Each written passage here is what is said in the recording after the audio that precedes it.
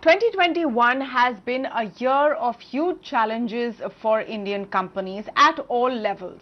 On the one hand, they were faced with a consumer or a demand that was just about still recovering but not back to pre-COVID levels in most cases. On the other hand, you had global supply chain shocks that pushed up prices which could not be passed on very easily to unwilling consumers. In the midst of all of this, we are ending the year definitely on a better note than 2020, no doubt about that. Things are looking up. Companies are now putting in more money. They're expanding. Their debt has pared down. But we also have now this big cloud of Omicron without really knowing what comes next. So what is the outlook for 2022? Will we see those animal spirits rev up? Will private investment, which is really a big missing piece of the puzzle as far as Indian growth recovery is concerned, will that come roaring back? To speak on this, I am joined today by Kiran Mazumdar-Shaw, Executive Chairperson at Biocon, Sumant Sinha, Chairman and CEO of ReNew Power, with me on the show today. I'm also speaking with Vineet Agarwal, President of ASSOCHAM. Welcome to all of you, and thank you so much for joining us in this special series playing out on the India Development Debate, where we focus on how 2022 is going to look. Ms. Shaw, let me begin with your outlook. Are you entering the new year more optimistic? Well, certainly, Tamanna, I am very optimistic because of the fact that, we have now vaccines, we have oral antivirals, we have antibody therapies, we have a lot of ammunition with which to manage the pandemic. And I personally believe that we are managing it fairly well. And I think people can feel far more confident rather than paranoid of really starting to get back to normalcy. And I believe that business can start looking at growth. I also believe that the pandemic has introduced a whole set of new opportunities which are all set in the digital world. I also believe that, we are seeing so many new tech unicorns. Each one has identified a new business opportunity. And what is really exciting for me is the fact that all these tech unicorns are looking at India as their growth market. And that's where they're really focused on, creating market opportunities right here in India. And I have been meeting a large number of young tech entrepreneurs who are relocating from the US and many other parts of the world because they believe the markets are here, the opportunities are here, and of course the software action is here. So I think that's very, very reassuring. I think that's very encouraging in many, many ways. And for me, of course, in the pharmaceutical sector, I look at it very optimistically, because I really believe that global healthcare is going to expand in a very significant manner. And I think whilst everyone's focus has been on COVID management, we have neglected many other disease areas which will now start getting attention. So I, for one, believe that this sector is going to grow very rapidly, because I think health equity is also something that everyone is very focused on. And that's why I think I have this kind of optimism as we get into the new year.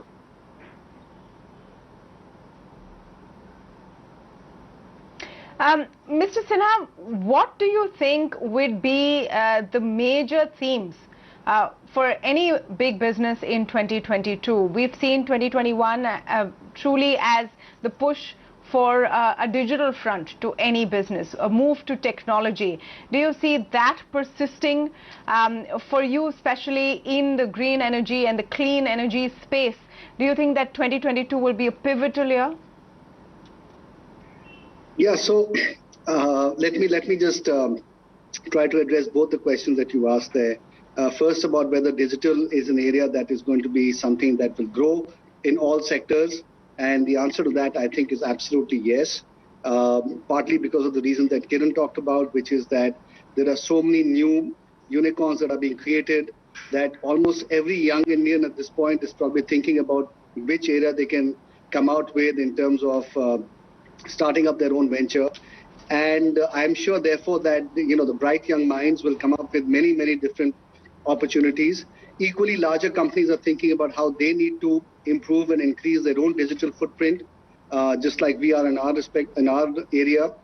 And so I think you'll certainly see the proximity or the closeness between businesses and their digital avatars, in a sense, really increasing a lot more in the future. So I think that is something that definitely will happen. Now, to your second question on what do I expect will happen in our sector, look, our sector is on a real tear at this point in time. We are growing very rapidly. Last year was a COVID-impacted year. This year was not. I mean, it was, of course, but there was enough of the year in which we could actually get a lot of capacity built out. So I think I won't be surprised if this year we see anything between 15 and 20,000 megawatts of capacity getting added. And I would imagine that next year, if there is no COVID-related disruption, we'll probably see an even bigger capacity happening next year. So I think our sector is doing very well. Now with the PLI scheme, there'll be people getting into the manufacturing side, so that'll broaden the market out. And then the one missing piece, however, still remains the distribution reforms. And we were really hoping that the Electricity Act, as it was earlier configured, would be something that the government would be able to pass. But it looks like it might not happen immediately, or it might go through in a different form. And the distribution sector reforms will perhaps not be addressed as we might have hoped for. And to me, that still remains one of the most significant pieces of reform of the Indian economy that is not happening. And that is, in fact, in some ways also holding back overall growth in the economy, simply because power is a sector that feeds into every other sector. And if power prices stay high, that obviously impacts everybody else. So I think that is one thing that may not happen. But I think beyond that, I think that our sector will do quite fantastically well. All right, I'll come back to all of you with expectations from government and from the budget. But first, let's talk a bit about impact of Omicron.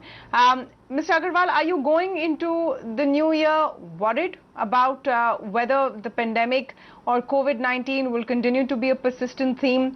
There are voices saying that this should be the year that we will end the pandemic. I mean, we leave it to the scientists to know whether that will happen or not. But in terms of business, do you think that you have moved beyond it and learned to live with it, or does it still configure in when you look at strategy? Hi, Tamanna. It's a pleasure to be here. I think there is an element of uncertainty that always creeps in when you have something like the COVID virus that has been there. And it does play into strategies for almost every company in some form or the other. And also it is important that it is part of the strategy as well, because it could lead to disruptions. And we've seen that any kind of disruption that has happened previously in the first wave, in the second wave, in the first wave, supply chains were completely broken. You know, everything had come to a stop, and that took a few months for things to come back to some semblance of normalcy. In the second wave, we've learned better, and factories were open, trucks were running, logistics was on. So that helped to really counter that quite well. However, we did see there was a big mismatch between demand and supply, which led to the shortages of semiconductors, or for that matter, containers across the world. It's a classic bullwhip effect in logistics, as they call it. Which means that any kind of disruption or anticipated disruption in the coming year would need to be thought about. It needs to be, contingency plans need to be put in place. I think in the past we used to have plan A, now you have to have a plan B as well, or possibly a plan C. Companies need to start looking at how not wide their supply chains are, because that could cause disruptions, but how deep your supply chains are. So which means that do you know your tier 2, do you know your tier 3 suppliers, because those can cause problems. So clearly there is an element of disruption that is planned into strategies now. Also, clearly we are not out of the woods yet. I think there are few companies that have emerged, or few sectors have emerged and gone down to the pre-pandemic levels. But many sectors haven't. For example, the services sector, hospitality, aviation, they're still really behind in terms of catching up. which means that capacity utilization overall in the system is still low. It is not yet to that level that capex can start again. So in anticipation that the new virus variant will not be that disruptive, should help us to start thinking that we should be more positive about the next year. And even in situations like this, and even working in our country, we always have to be an eternal optimist. So clearly, this is a time that all strategies need to be quite dynamic in terms of its view. I think one clear reason for thinking things will be better is the return of demand to a fair amount of degree. But the challenge could be, and let me come to you with this question, Ms. Shaw, of the kind of jump up in input costs we've seen. Now, inflation seems to be a global phenomenon, here to stay. We know interest rate shocks may follow next year in the United States, have their impact on Indian markets, etc. But in terms of input cost hikes, that a lot of sectors have not been able to pass on completely. You think that dilemma will persist? You're right. I mean, inflation is one of the worrying signs that are emanating from the pandemic. And as you said, this is going to be compounded further by increasing interest rates. So I think we are keeping a watch on increasing input costs. I think, as also Vineet just mentioned, there are many other supply disruptions. So I think that's also keeping capacity underutilized or production or productivity at lower levels. So I think all these are things which everyone is focused on, and hopefully things will return to sort of pre-COVID levels in the new year, given that we don't get any more shocks. So right now I feel optimistic because I feel we have learned lessons, and I hope we can feel more confident about managing the pandemic better. But having said that, I think there are many other challenges that companies are facing. I think this whole digital revolution that's taking place around the world is also causing a talent shortage. I think, the new sort of various remote working models is also causing a lot of disruption in the workplaces. So I know that companies are actually trying to address many kind of unexpected challenges, but at least beneath it all is an increasing demand. So I think that's what gives most sectors the hope of growth. Mr. Sinha, if I were to ask you what the key challenges would be, and some of them Ms. Shaw has spoken about, the persistent increase in input costs, the shortage of talent, what would be the other factors that you think would be challenges that companies need to grapple with? Well, I think several things. Of course, first and foremost is the impact of COVID. How deep might it be? How sustained might it be? So I think that's the most obvious one. The second, of course, is the whole issue of the supply chain impact. And there it's not just the fact that prices are going to go up, but that prices might be very volatile, because to the point that Vineet was making earlier, as demand suddenly picks up, supply chains might not be able to cope with it, as we've seen happening already. And so you may have prices going up and down quite dramatically over time. So that is going to lead to a much more difficult environment within which to do long-term planning. The third thing really is around the issue of rising interest rates, because as the Fed is now and global central banks are now moving into the era now of taking liquidity out of the markets, interest rates inevitably are going to go up. So you'll have a situation where inflation is going to go up substantially, interest rates are going to go up. So as a result of that, a lot of your input costs are going to change quite dramatically. Now, the offsetting factor hopefully is going to be demand growth, as we've discussed right now. And the question is, how much of that demand growth is going to be there? How sustainable will that be? And how much might it offset some of these other factors? So I think that is the issue that we'll have to wait and watch and see how next year evolves. But I think behind all of that, to some extent, also is going to be government policy. Within this kind of very dynamic environment, what view does the government take on fiscal deficits, for example? What view does the RBI take on increasing its monetary policy? And those will also have a big impact on the macro environment. And so I think those are the factors that we'll have to watch out for quite carefully and see whether we can work around that or not. So let's see. It's going to be an interesting year. It's going to be an interesting year. It's going to be a challenging year. I just want to get your view, Vineet, and touch upon another important aspect. What the workplace is going to look like or continue to look like in 2022? Are we going to have this hybrid model of some people working from home, some people working from office continue? Is that making sense for companies now? Is the demand for talent going to be at the forefront of challenges? Absolutely. This hybrid model is here to stay.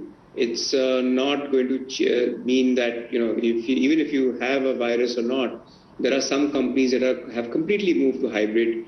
There would be some companies, especially in the hospitality sector, logistics sector, where you have to be completely offline, rather. You have to be completely on the ground because you cannot operate online. So it all depends upon the sector. Yeah. And mostly, I think a lot of the corporates at the corporate structure level would possibly move to a hybrid model. But, in terms of experience and when I talk to other people also, a strategy cannot be made by sitting in front of a computer. You need to really sit across with your team. You need to go and visit your customers. You need to see what's happening. And that's how you decide on what you want to do going forward. So some of that has to happen and does happen and will continue to happen.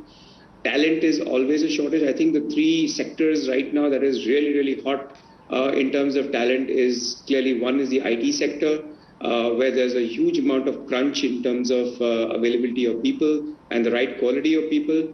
The second is in the media and communications. Social media is just going through a massive boom, and we are seeing that there is a crunch there. And the third, to some extent, in logistics, where because of the whole shift towards omni-channel, we are seeing that on home deliveries or just the use of warehouses or the use of fulfillment centers, etc., have just accelerated exponentially in the last possibly 18 months. So these three sectors, and I'm sure perhaps Sumant will vouch to, maybe, I know there's a shortage of people in the ESG as well sector. So there is some sectors which are really feeling the pinch in terms of talent.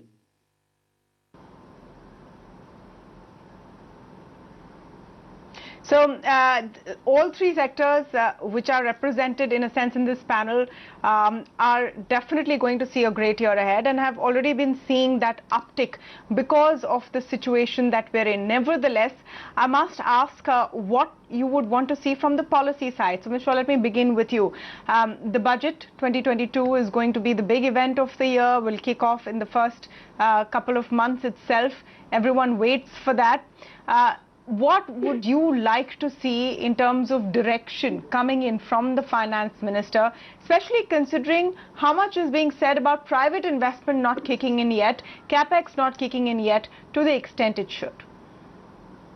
So, so Tamanna, first and foremost, I think the government has announced the PLI scheme and many sectors are benefiting from it. Our sector is really asking for research-linked incentives, and I hope that the government actually rolls it out, because I do know that they are giving it a serious consideration. But more than anything else, I think we do need to focus on taxation across the board, because we are still a very highly taxed nation.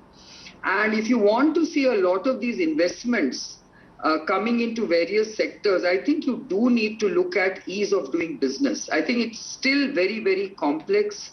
And I also look at certain sectors like the startup sector, where I think various taxations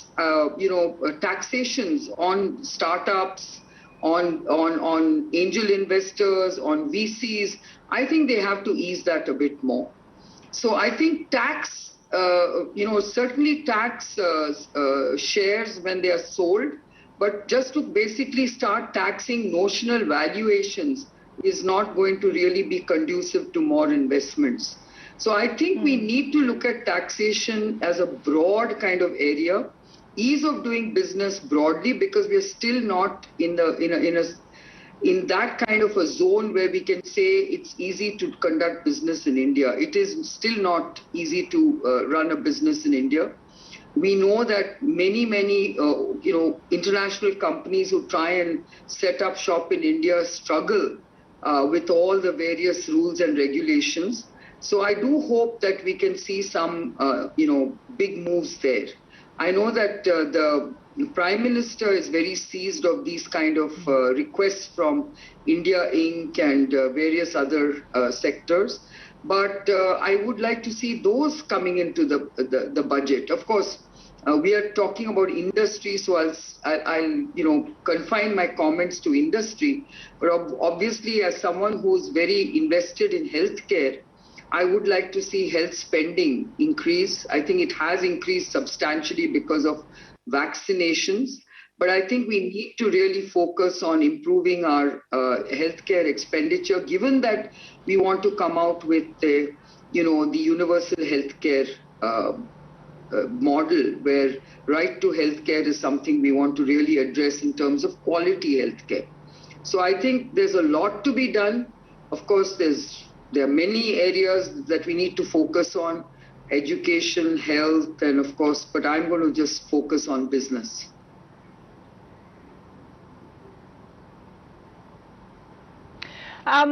Healthcare will definitely be a big part of it. It is a continuing challenge that the world and India has realized, hopefully after COVID-19, on how we need to make our infrastructure more robust. Mr. Sinha, would you like to tell us what you hope to see from the next budget? This is a question that we get always at this time of the year, and it becomes a big deal. I really don't know. I think that policy making is happening all the way through the course of the year now, and I think you have to look at the totality of what the government does over the course of the year, rather than only what they announce in the budget. Of course, if they announce great things, that's terrific. But I can tell you what I'd expect the government to do in general in policy making. How much of that they choose to put into the budget is, of course, their decision. But I can tell you that in our sector, for example, there was the announcement of the National Hydrogen Mission. So we'd like to see more details of that. We'd like to see mandates coming in for green hydrogen. So user industries, refining companies, steel companies, cement companies should actually be asked to move a certain amount of their consumption of grey hydrogen into green hydrogen. I'd love to see, as I said earlier, reforms on the distribution side, but that's sort of pending with the Act. I'd love to see the fact that customs duties on batteries would come down to enable the creation of the storage market as well as the electric vehicle market. Also the same on electrolyzers for hydrogen, green hydrogen manufacturing, customs duty coming down. I'd love to see GST coming down on renewables. It was increased from 5% to 12%. It's making it more expensive. I'd love to see that come down, but again, that's a GST issue. So that certainly will not be put in the budget. I'd love to see more allocations for more PLI schemes so that we actually can develop a robust manufacturing industry in whichever sectors the government chooses to make those investments. And I'd love it if the government chooses to invest more in infrastructure and in general, and chooses not to decrease the fiscal deficit to a very low number, and because we still require that expansionary stimulus at this point in the economy. So those are some of the things that at least I would be looking at in general. But I think more broadly for the country, of course, we need more spending on the social sectors, on the education side, on the health infrastructure. Of course, the government has done a lot, but given the status of where we are, there's always more that can be done in all of these areas. So let me stop there. So Yes, you're absolutely right. This is a question which is almost seasonal. We talk about it every year, but the reason why it's important also is because it gives us a chance to focus on what needs to be done, and hopefully some of it is reaching the policymakers. So with having said that, Mr. Agarwal, I'm sure you have a list as well. Yes, certainly, because at the chamber at ASSOCHAM, we do get a lot of requests from members for lots of areas. But I think I'll just take a step back and really we have the benefit of hindsight to see what a strong budget it was last year, or rather earlier this year, because there was a huge challenge of the COVID. There was the deficit challenge, but I think the finance minister came out with a very insightful, deep, as well as very transparent budget, because in the past we did not really know what the real deficit numbers the sector were, and those got really clarified in this last budget. So I think some of that should continue. The transparency is important because that gives policymakers and just even international investors a perspective that the country is moving in the right direction. The second is that from a chamber perspective, we've also looked at how can we reduce regulatory friction in any scheme in any way possible. The government introduced and reintroduced the Vivad Se Vishwas scheme, and that was a huge success. We are recommending the same for highly litigious sectors like telecom, infrastructure, and even things like customs, where there are cases that have been stuck for the last 10, 15 years. And if those are solved in the same manner as it has happened for the income tax, we can see a huge amount of confidence that will get built up with domestic and international investors that India is a great place to invest to. I reiterate what my other panelists, Ms. Shaw and Sumant, have said in terms of the other areas. And infrastructure, with the National Infrastructure Pipeline, the PM Gati Shakti program, and the PLI schemes, this is a time that we really need to see that on the ground implementation of infrastructure money needs to hit the road. And that's where the allocations are very critical, especially in things like the Pradhan Mantri Gram Sadak Yojana, etc., because that will ensure linkages to the farm and also cause an inclusive growth that we've been talking about. So lots of areas, but I think let's see what comes out of the hat in the next few months. Yeah. The whole situation of making that wish list and communicating it is sometimes also important. But what will come out of in the budget is a discussion for a different day. But we started by talking about the outlook for 2022. At the end of this discussion, at least we can say with some confidence that it looks like it's upbeat. Yes, there will be challenges on the way, but the preparation for them seems to be better than ever before. So with that, I want to thank all of you for joining us on the show today. Thanks.